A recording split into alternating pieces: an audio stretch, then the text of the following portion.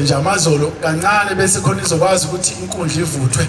Makudlala ibhola abadlala ibhola bayazi ukuthi kwakuthiwa amakhehla awathi ukunyakazisa benyakazisa inkundla bese iyavutha sebeyangena kama youngsters. Amen. Inkonzo yakho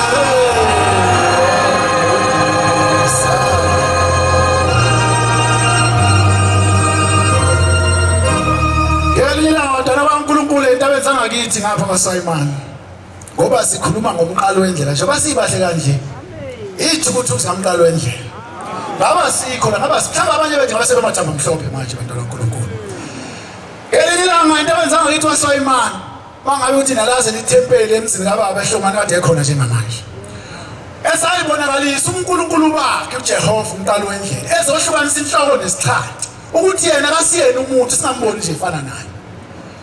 Ayifika lapha na induna zazibona namakhosi zibona efana nabo. Bayikhuluma bona futhi uphumaphi lo muntu ozokhuluma lana asitshene ngokuthi uNkulunkulu atshena ukuthi ekuyingcethunyiwe ukhuluma ngani. Kepha ngoba uphumele emnandi mayesefikile ngeke ngabahaqa abanye. Lasele bahaqa abanye bakhona lezinye induna zayihaqa haqeka. Wathi mangabe sekukhona ezinye bahlangana bakumhlanga kade yazi ukuthini ngoba sekukhona lo muntu asebahangulile. Sasifuna ukumbona ukuthi ngempela uma ethi uthunywe ezulwini ngempela bantwana kaNkulunkulu. Sasithi niyalibona leli damu, uyalibona ithempeli laseShomani limi kanje. Bathi moshona ngalena kunomfula omkhulu oneyingwenya zonke ilone zasemanzini bantwana kaNkulunkulu. Basebethi kwikhona bathi asimthatheni ngoba uthi uyobhabhatisa abantu. Simsakhona simbone uNkulunkulu ngempela bantwana kaNkulunkulu. Babe sithula isibalo samhlola ngoba yayazi yona ukuthi uyoyibonakalisa ukuthi uNkulunkulu. Yabathatha ehamba kancane idonsa hamba nobhuko lwayo. Yayoshona khona kulosibe esikhulu. Thema ifika khona abantwana baNkulunkulu babemkudi induna zimbukela phansi kanye nalabantwana azobabhabhatisa lapha. Wayesehloma phakathi enteleni kwakhona ubhuko. Wayesekhuluma nelwane ngoba lo uNkulunkulu esinkulumo simkhonzayo ukhuluma nelwane zimuzwe abantwana baNkulunkulu. Wayesethi nina nihlezi la esanibeka lana phumani lapha esizibeni ngoba sifuna ukuzofeza umsebenzi wasezulwini. Bathula balalela bathi useyahlanya lo muntu. Bathi ngathi usengathi ahambi kahle lo muntu nange ekhuluma yedwa. Uthema ngabe ekhuluma nje sase siyanyakaza sisiba. Bantwana baNkulunkulu sanyakaza sisiba. Sithema siyakaza sisiba sanyakaza saphuma ingwenya zokuqala saqaqela isiba ngaphandle. Bathulala bathabi lo muntu umuntu noNkulunkulu lo kusho uzolini unamakhosi akho bantwana kaNkulunkulu. Sikhuluma ngalo shembe simkhonza. Uma ungafika leza into above baxoxele le ndaba esikhuluma ngazo. Uthi wathi khabo angakazonibhabhatisa ngoba uNkulunkulu wathi kukhona abasasele nani phumani. Angakapheleli phumani nonke kuze ngikwazi ukufeza lo msebenzi ezulwini. Sanyakaza futhi isiba saphuma saqaqela ngaphandle. Wayesebabhabhatisa bathi soke sibone wabangena abatoza baqeda. Thema eqeda wathi ngabuyela endaweni bantwana kaNkulunkulu. Sikhuluma ngalo uNkulunkulu esimkhonzayo nje.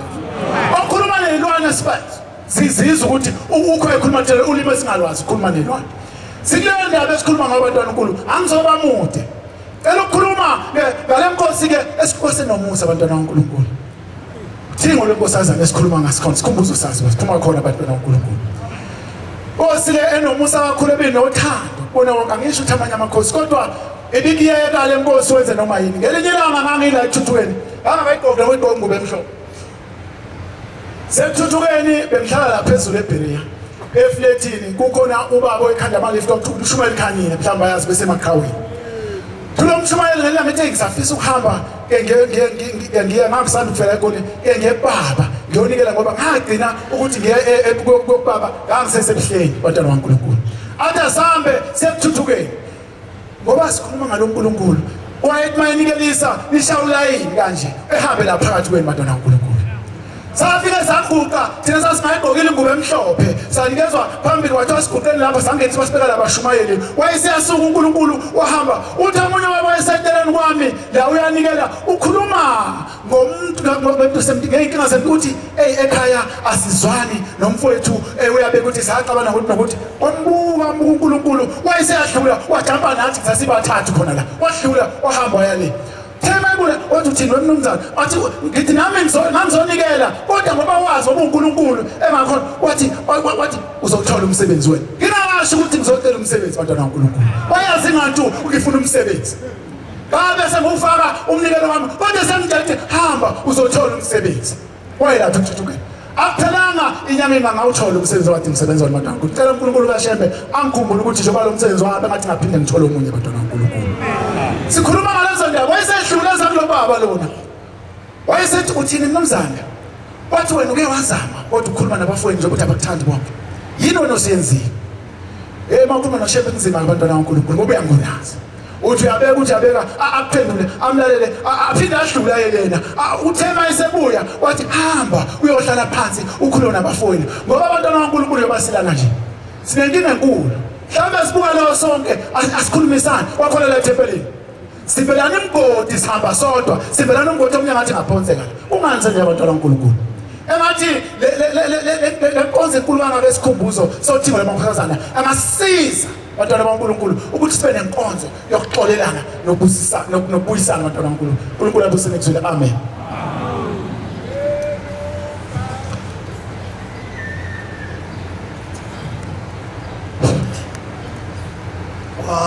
Viva Isasi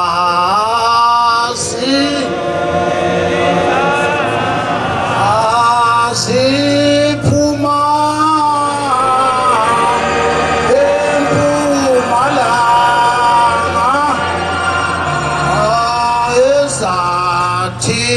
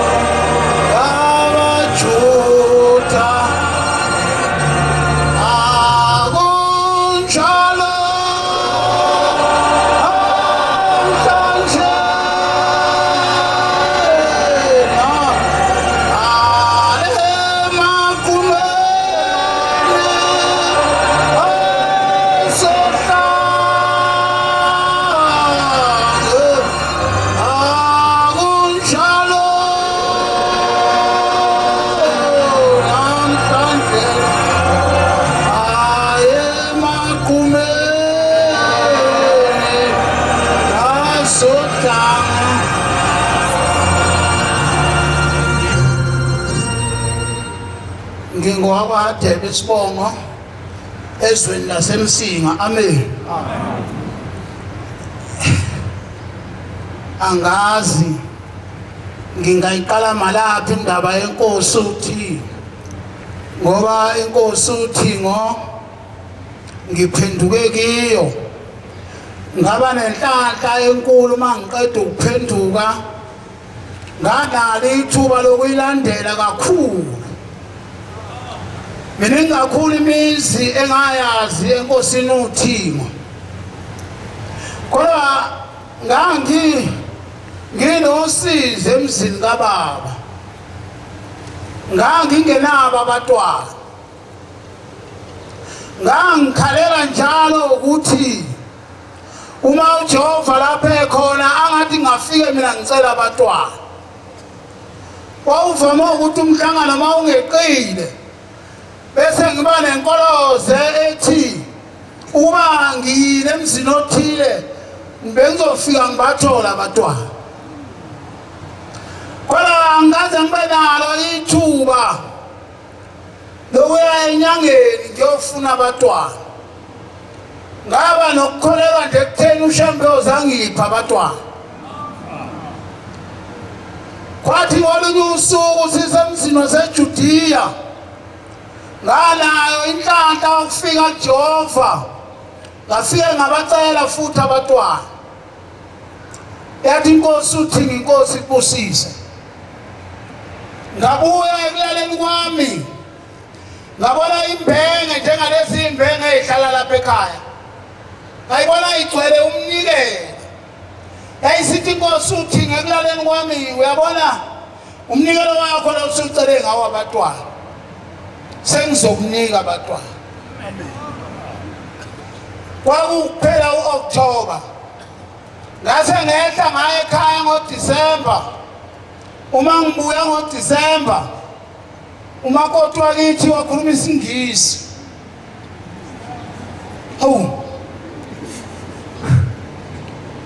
Angamuzwa uthini aqinisele. Sahamba insuku, sahamba nenyanga. Zathi mase isikhombisa inyanga, baseyi30 insizwa wayi30 sithu.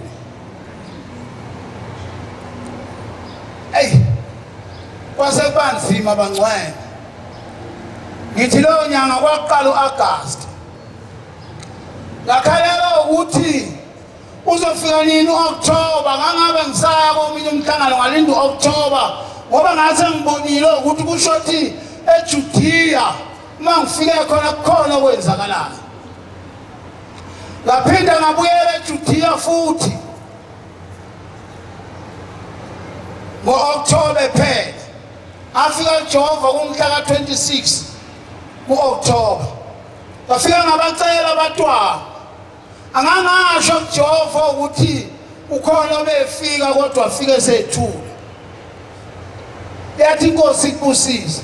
Ngabuya. Ngathi ngiyafika futhi ekhaya kwaba uJanuwari. Umakoti wakithi waphinde wakhuluma isiNgisi. Sahamba futhi insuku. Kwathi ngomhla ka4 ku-August baseyi30 insizwa futhi bayi30 sithu. Ngaso ngigcwala umoya ukuthi uNkulunkulu udlala ngami. Ngafika ngihlupheke kangaka ngicela abatwana, angipha abatwana abathule. Ngabuyela futhi ngo-October. Ngiyakhumbula njengaleli langa engangiwele ngalo sehamba ababili. Ngangasafanele ukungena ngaphakathi ngoba bayehlele eduze koboda. Kwasevaliwe isango, kwavalwa-ke bangcwele lapha ekhaya. Kwavalwa ngempela, uthethiswe nokuthethiswa kuba ngathi naloko okuchazayo akusile nje. Kodwa kwaba khona umshumayeli, ngizothi umshumayeli ngoba ngaleso sikhathi babengakahlukaniseki, kodwa bangithinta nehlombe wathi ngena ngaphakathi wavala. Ngase ngikwazi ukufika kubaba. Afika nginesibindi eNazaretha. Athi mangifika kuJehova ngacela ngathi inkosi yamakhosi ngizocela abatwana Jehova. Labatwana ngipha bona bayadlula Nkosi emhlabeni. Akukho noyedwa khona manje. Uyazi ngalela la ngamaNazaretha ngakhuluma ngangazi noma khuluma noNkulunkulu noma kwabanjani. Hambona ehlanganisa izandla umnikazi wento zonke. Kwangathi uyasukuma ehlalweni wahlala. Wabuza abancane wathi bayadlula ngathi inkosi yamakhosi abekho bonke. Wathi bangaki ngathi inkosi sebebabili. Kunjalo amhlanhlela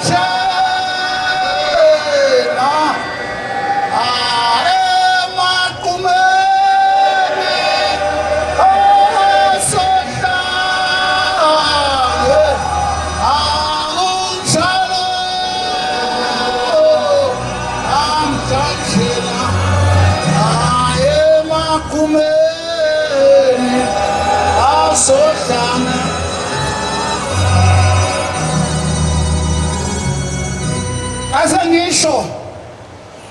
bebabili inkosi asebedlulile eyisithi inkosi yezulu nomhlaba uthingo lamakhosazana alushongo maNazaretha ukuthi lizongcelela lathi sengizokupha bazophila ke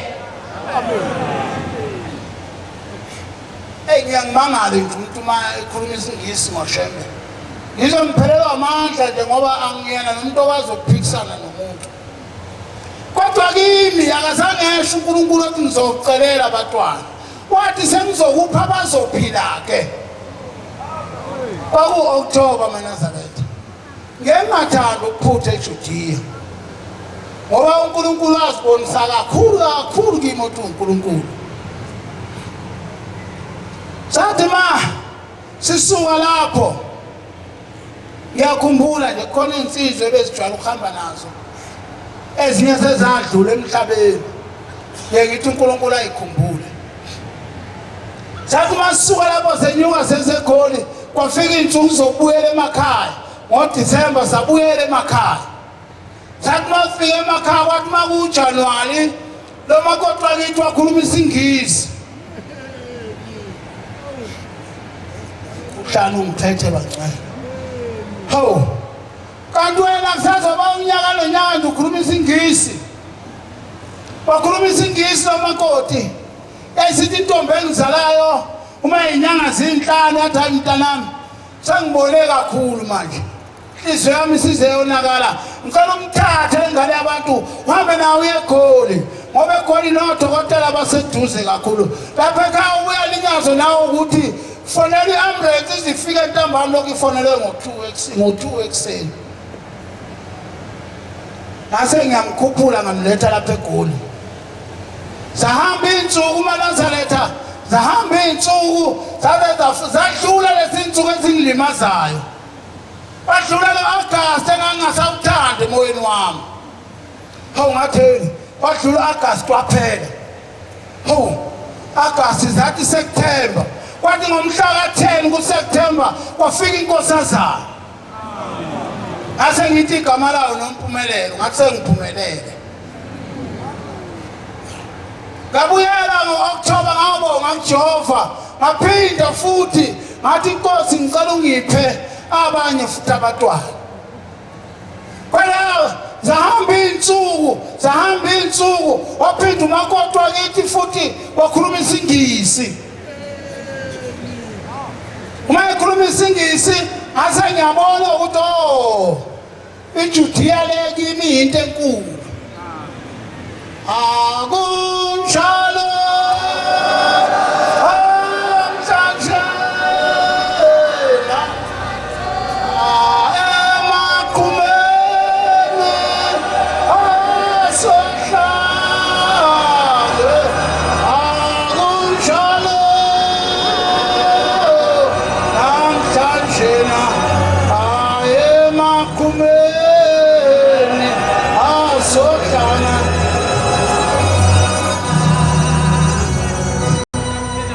abantu aboyipaka kahle imoto zabo hey kusho ukuthi uNkulunkulu uyangizwa nami ngithandaza zahamba insuku zathi inyanga so7 kwasekugula intombi engizalayo yakhuleka ukuthi siyahamba kwasekuthi ngomhla ka14 ngomhla ka13 kuMashi ngo2011 bese ngifika ngiyelo thukela esingitshela ukuthi mntanami sengiyahamba emhlabeni uma wayekholwa eyoni kodwa wahamba emhlabeni njengekholwa wahlela umncwabo wakhe wawuhlela athi mntanami ungcwaba kanje kwenzeka nje ngathi ngithatha ipeni ngibhala phansi wathi awungabhali mkhulu ngathi ungabhali ngathi malo mase ngikhohlwa athi yothi uma ufika kuleso sigaba ukhumbule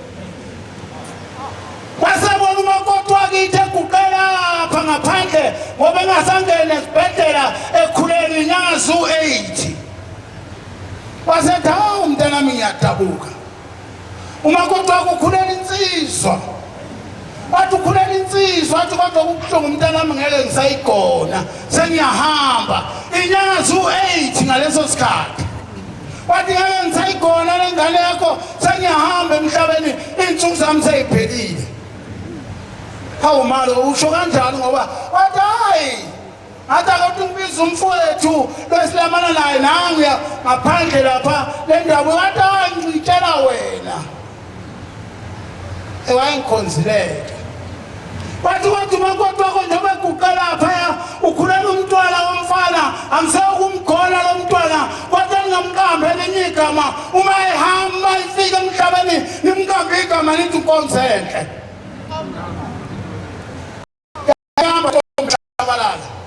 Hamba ngomhla ka-21 mayihamba le ntombi ngomhla ka-21 kuMashi kwase ngehla ngayenza amalungiselelo kwathi ngomhla ka-27 ngayibeka kwathi ngaba neqola lokuthi ngoba ingishiye sengiyifunde kahle indaba kaShembe hhayi akusenani ngathi ngiyavuka ngomsombuluko ekuseni kwathiwa inkosi ishintshe ibhantshi. Hawu ngizokwenza njani ngoba nobaba kasakho akunababa omncane akunamali omncane yimi nje kwaze hamba iy'nsuku noma kodwa kithi angithi muhle eyisifika le nsizwa ngomhla ka-21 ku-April bashiyana nje ngenyanga yodwa nogogo wabo eyisifika le nsizwa ngase ngiyakhumbula ukuthi kambe wathi umali igama lawo uNkonzenhle ngase ngiyayiqamba ngathi igama lakho waqanda ogogo wakho uNkonzenhle.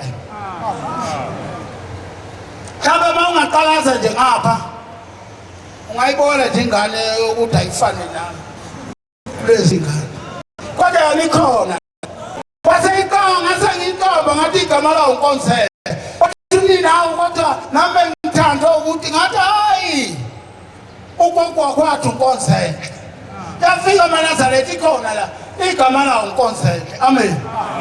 Sengihlala phansi bantwana benkosi Shembe uthingo lwenkosazane ezweni lakithi lwaba uNkulunkulu kakhulu ethempelini esisonta kilo lwaba uNkulunkulu kakhulu uma singakhuluma igameko zalela thempeli sisothingweni lenkosazane ayi ungamangala bafana yakathenye insizwa kwakhumala sebenza eThekwini ifunda umthandazo kwase kwehla insizwa yehlala enhlakwethu yehlala igijima kukhala umkhonto esandleni ikhala ucelemba ingafuni indaba kaShembe ivukela namasimu nje ithi le nsimu yaka elinye ogogo ungathi yakithi yehlala ngenhlakwethu kwakhala ucelemba kwakhala umkhonto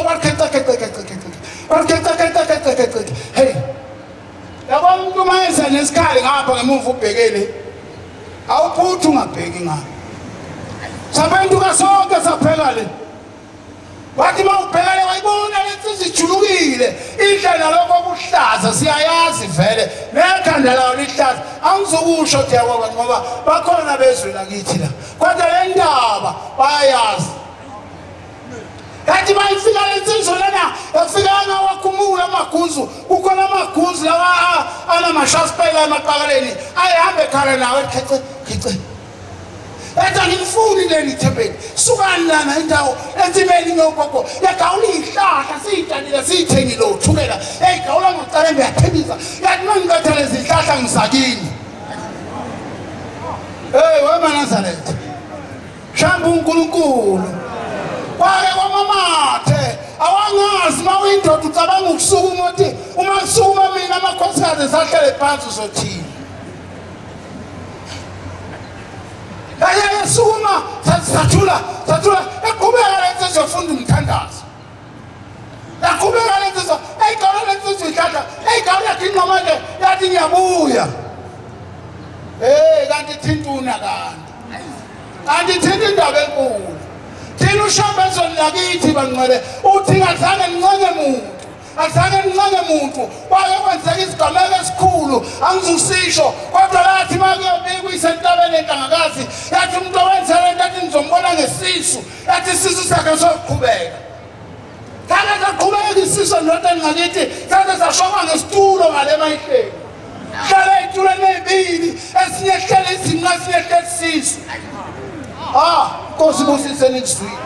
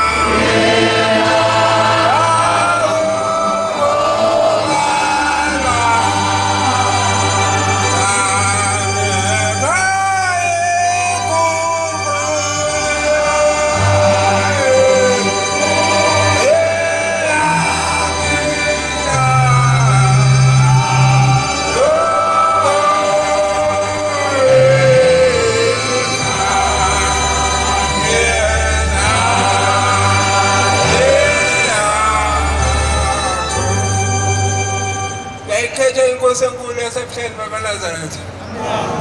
Mhlawumbe uNkulunkulu emhlabeni nasezulwini bacala.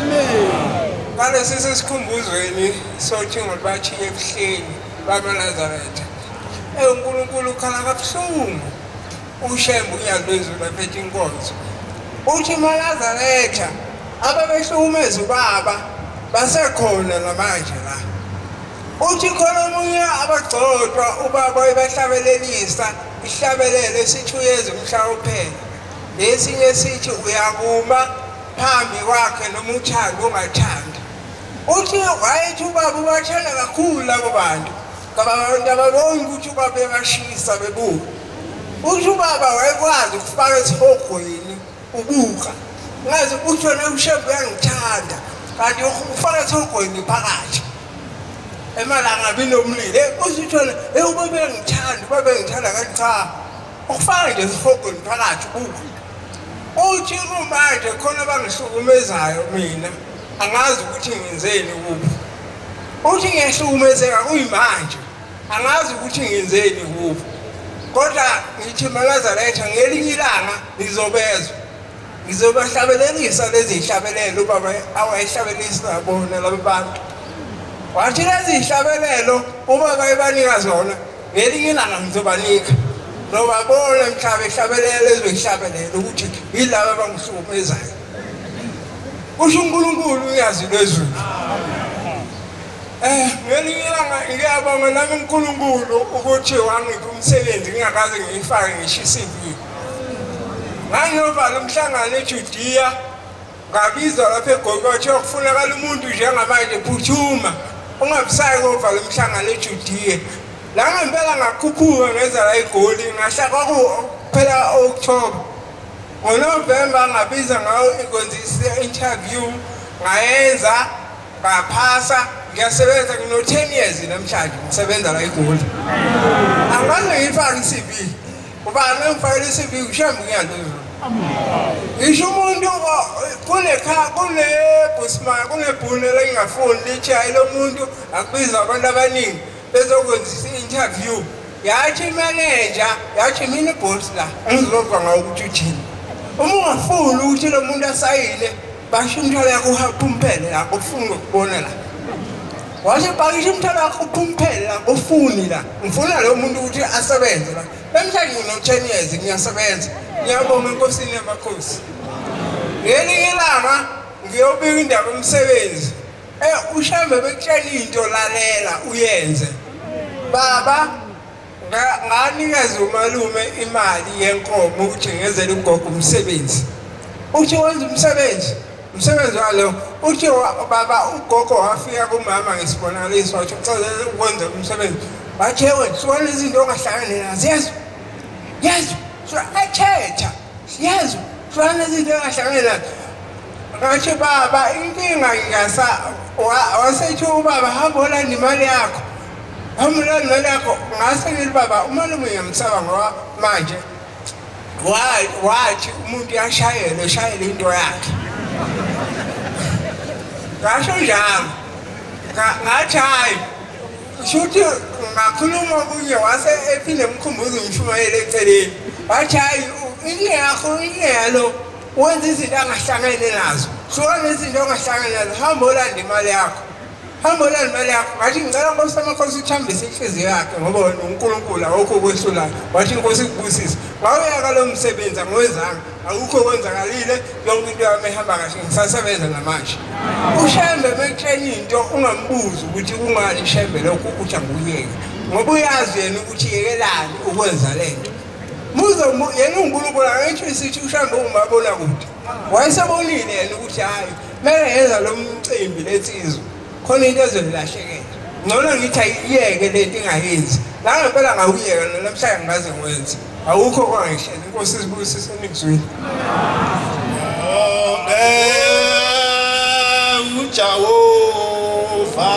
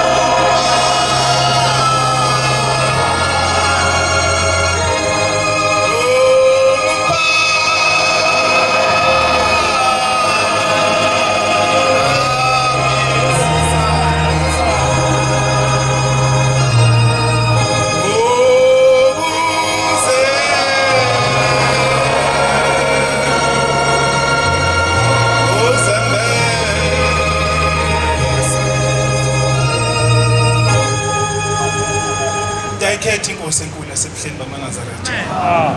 maNazaretha nami mhlambe ngomunye ongabe usaba mathambo mhlophe. Ngazizwa nginecala amaNazaretha uma ngingayibabazi le ndaba. Thingo lenkosazana lungenzela into eningi kakhulu, kodwa iyodwa engifisa ukuba ngikhulume ngayo. Ngoba le ndaba amaNazaretha ihlala ingikhuthaza. Ngiyembona ukuthi amaNazaretha kwesinye isikhathi fanele abe ngikholwa ukudlula bonke abantu. Kodwa ukukholwa kuyangihlula amaNazaretha, kodwa ngiyazama. Ngenye ilanga amaNazaretha saselusile singabafana. Ngaba nalenkinga ke ukuthi ngangingenayo ibhuti. Sasithi noma sehlathini makweqhathwa abantu, ngiqhathwa nabo bonke abantu nena qhathwa nanezithuthe namakhanda amakhulu zingishaye. maNazaretha kanti lento yakheka enhlizweni yami. Njalo khona isihlahla somgane esasezansi komuzi eduze komthombo engangifike ngikhuleke kuzo ukuthi shebe kanti ngiyoshawa ukuthi kubeni. Engayifuna uyibona ugogo indaba yendulo. Zayihlala ngaphansi komgane zami, zansi komuzi ekhaya. maNazaretha ngenye ilanga ngathandaza kakhulu ngaphansi kwalesi sihlahla ngase ngihamba. Ngase ngikhathwa maNazaretha, into engase ngiyenza nami ngase ngizesaba. Kodwa kangikhulumi ngalokho maNazaretha, ngifisa ukuba ngikhulume ngalento uNkulunkulu angenzela yona. Bazokwazi abake belusa ngokomthetho okwelusa umuntu mayingcwele. Ngisho kuthiwa kuyobhukudwa uyofika vula isizini. Ngahamba ngaze ngafika kulelo sigaba maNazaretha. Ngathi ngenye ilanga ngivula iziba singakaze sisibhukude kuso. Ngase ngifike ngimaphekwethi elikhulu kwakuthiwa kulezi ziba kusefoshelweni. Ngase ngingena maNazaretha. Ngangiyangena vele ngene ngiphume bese ziyangena abafana esasibhuda nabo. Ngangena maNazaretha kanti sengingena okugcina. Ngathi ngiphathi kwamanzi maNazaretha.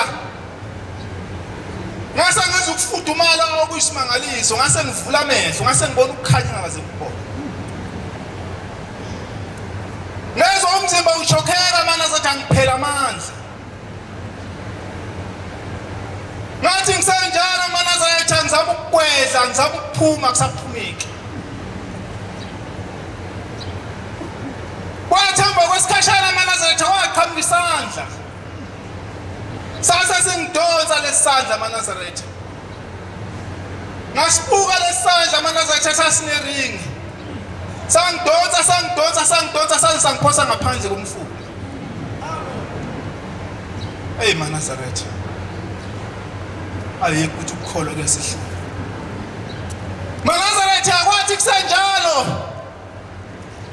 Le ndaba yinde maNazaretha kodwa ngifisa uyihwathuza ukuze ngidedele abanye abafowethu. Kwahamba izinsuku, kwahamba isikhathi, kwase gula udadewethu omncane wokugcina ekhaya. Wathi mayigula udadewethu, kwase kufika ithuba lokuthi bamuse emzini wasebuhleni. Kwaphuma isigijimi, sawubika enkosini uThingi ukuthi khona umntwana ogula kanje, wayevele ezaleke ebuthaka. Saphuma isigijimi, sathi masifika isigijimi phambi kwenkosi uThingi lenkosazana sathi uphi lo mntwana othiwa ke kusemakhaya, wathi akalandi ngimfunana.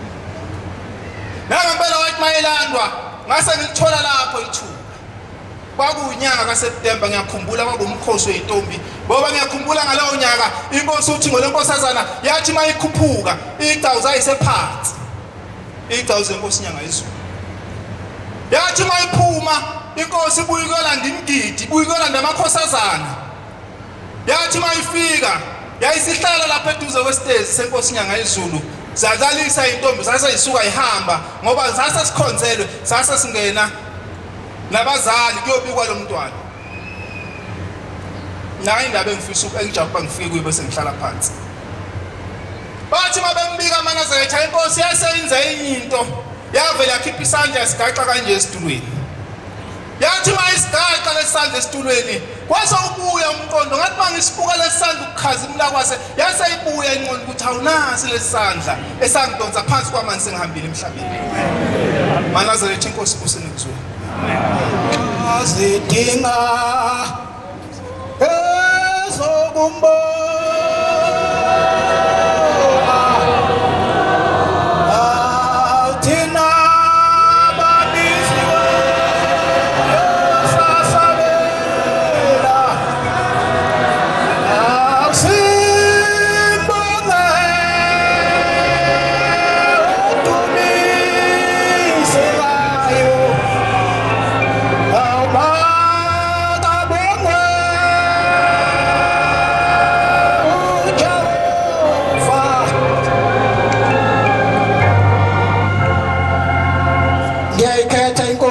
Sebuhleni bamaNazaretha unyazi lwezulu amen. Mfowethu amancele ezweni lasemtubatuba kwaMpumnyoni. Bantwana benkosi sihlangene ngendaba enkulu esikhumbuzo. Lenkosi esikhuluma ngayo bantwana benkosi sibe nenhlahla. Nathi siyibonile kancane sikhula. Njengoba Nazaretha ushembe mangithi mina uNkulunkulu Fesane ngisho ekuthuleni kwenhliziyo yami Nazaretha ngoba kukho esikwaziko nebe ngikuthandile emhlabeni ngaphandle kwalendlela kaShembe. Ngelile abantwana benkosi ngangena endabeni kakhulu kule ndaba ngiyadlula nje ngakade ngilapha eThokozani ngithi Mtuba wagulisa intombi engizalayo umigwele entombi ngase ngikwazi ukuyiqhuba nangebhala iphela. Sembona umama efa phambi kokuthi sibancane abakholwa ekhaya bengasiwa amaNazaretha ngase ngithatha umshumeli wakithi ehlala eMtuba ngase ngiye enkosini uthingo lamakhosazana ngathi masinikelisa ngase ngiyakuyo ngathi Nkosi yamakhosi ngoba ubaba umshumeli wayesengitshenile ukuthi khulunywa kanjani mawubika kuShembe ngase ngikhuluma ngathi Nkosi yamakhosi njengoba ngilapha Nkosi kukhuluma ekhaya ugulela ukufa Nkosi umama usale isidudla kodwa manje sengikwazi ukumfaka ebhaleni ngimqhube ehambe.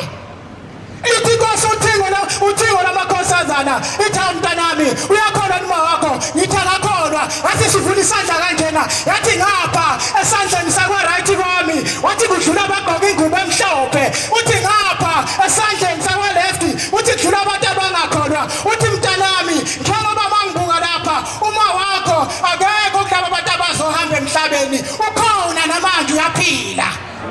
Ngoba Nazaretha ushaba uNkulunkulu uzwane ngelinye ilanga bakunabagcotshwa lapha ekhaya ade bethi mabekhuluma noShembe bebuye bekhulumisa kwabantu mase bekhuluma naye uthi uzwane enkosini uthingo ithi baba ithi ngizocela Nkosi ungiphe abantwana ithi Nkosi uthi lamakhosazana ithi Nkosi kubusise wangahamba uzwane wangavuma wasema wathi Shembe wathi mawuthi Nkosi ngibusise uthi le Nkosi othi ingibusisi mina ithi kade ngicela kodwa Nkosi ayingibusisi waselula isandla uJehova ngoba ushamba uNkulunkulu maNazaretha umabona kude wasesikhipha isandla wasibeka esiphongweni kanjena ngixolise baba wasibeka esiphongweni kulo baba wathi mntanami hamba manje sengithi mina uShembe akukhumbula kupha abantwana wasesimukela uzwana wayesehamba uthi ngaphelana izithuko ezingakanani uthi umuntu wathi umelele uzwane wabona uAntu Masangweni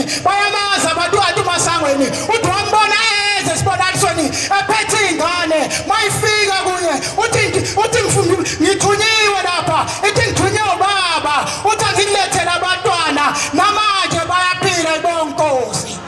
NoShembe maNazaretha akakhathalele ukuthi ngabe ingubo emhlophe uyayigqoka noma ngaba uyigqokile uma sekusiza uShembe uyakusiza. Ukhona umama silapha ebuhleni ukunikelwa uma le mama eza uphethe ingane yakhe abantwana benkosi iyakhala lengane uma iphethe isithi Nkosi ake nimtsheleni lo muntu ophethe lengane uthi iyakhala iyangiphazamisa uma sebeyamxosha abantu ngoba kunabantu abangakwazi ukuphatha abantu. Umuntu meza nje ethi uzonikela bemxosha bembhekisele kanti Nkosi uthi ngiyabuka ethi ngitheni ngixosheni ngoba ngithemletheni lana ngithele ngane ikhalelani basebenza ithi Nkosi lentombazane ithi Nkosi yamakhosi ithi mina ngikholwa ngisili Nazaretha ithi kodwa ngizwe bekhuluma ngawe eredweni bethi wena uyabasiza abantu uthi Nkosi njengoba ungibona ngiphethe lengane ithi zalwa yimi uthi mayiphethwe ngimikhala Nkosi uze kuze uma ngayinika omunye umuntu iyathula ithi Nkosi yokusakungiphathe kabi angisakwazi ukulala nale engizalayo kodwa mayiyakubaka ifika ithulo bethi ayikhani ethi ngize kuwe Shembe ngoba sengizwile ukuthi uyabasiza abantu wasembuka uShembe lo muntu wayeseyithatha lengane waseyigona wasebuza uShembe wathi ubani igama lale ngane uthi lo mama usizwe uShembe wasekhuluma nale ngane waseyeka umawayo wathi sizwe mntanami wathi thula musukhala uthi ngalibala ethi mhlaka uzalwa wena uthi ngangilungisela ungenisa isabatha ezulwini uzofika emhlabeni ngase ngikhohle ukufika ukukutshela ukuthi nangakho uzokuzala emhlabeni uthi wayesemnika ubaba lengane wathi thula mntana ngeke sakhala uthema ibamba lo mama lengane wayidlalisa yasihleka ingane wathi ngiyabonga Shembe wathi bengazi ukuthi uNkulunkulu inkosi usemixweni oh no